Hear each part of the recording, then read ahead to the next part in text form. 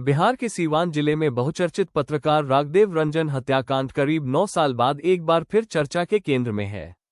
वर्ष 2016 में सीवान में हुई इस सनसनीखेज हत्या के मामले में मुख्य आरोपी रहे लड्डन मियां उर्फ अजहरुद्दीन बेग को लगभग 9 साल 7 महीने की लंबी कानूनी लड़ाई के बाद अदालत से राहत मिल गई है। मुजफ्फरपुर की विशेष सीबीआई अदालत ने सबूतों के अभाव में लड्डन मियां समेत 3 आरोपियों को बरी कर दिया, जिसके बाद उनकी रिहाई हो गई। यह वही मामला है जिसने कभी बिहार की राजनीति में गहरी पकड़ रखने वाले आरजेडी के पूर्व सांसद मोहम्मद शहाबुद्दीन को कानूनी और राजनीतिक रूप से गंभीर संकट में डाल दिया था। हालांकि इस केस में उनके खिलाफ आरोप तय हुए थे, लेकिन किसी भी अदालत ने उन्हें दोषी करार नहीं दिया था क्योंकि ट्रायल पूरा होने से पहले ही उनकी मृत्यु हो गई थी। बता दें कि पत्रकार राघदेव रंजन की 13 मई 2016 को सीवान रेलवे स्टेशन के पास दिनदहाड़े गोली मारकर हत्या कर दी गई थी।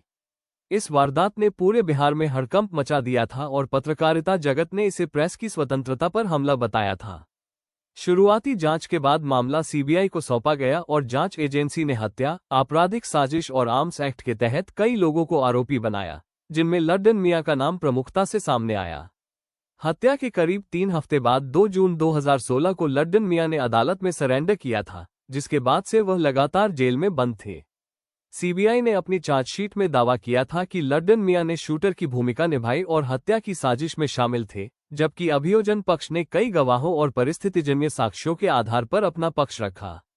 लंबे समय तक चले ट्रायल के दौरान बचाव पक्ष ने आरोपों को निराधार बताते हुए कहा कि लड्डन मियां को राजनीतिक दबाव और पूर्वाग्रह के आधार पर फंसाया गया है और उनके खिलाफ कोई प्रत्यक्ष या ठोस सबूत मौजूद नहीं है।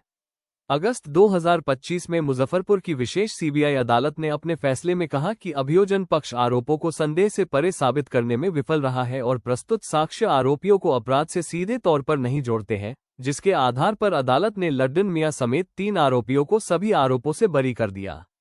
अदालत के फैसले के बाद लड्डन मियां की रिहाई हुई और जेल से बाहर आने के बाद उन्होंने मीडिया से बातचीत में खुद को निर्दोष बताते हुए कहा कि उन्हें गलत तरीके से फंसाया गया था और अब सच सामने आ गया है।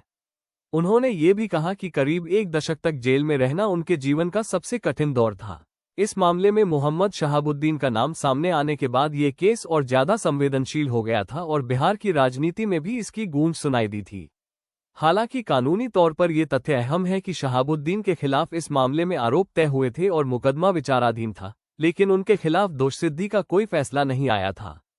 समय के साथ यह हत्याकांड बिहार की न्यायिक व्यवस्था, जांच एजेंसियों और गवाहों की सुरक्षा को लेकर सवालों का प्रतीक बन गया।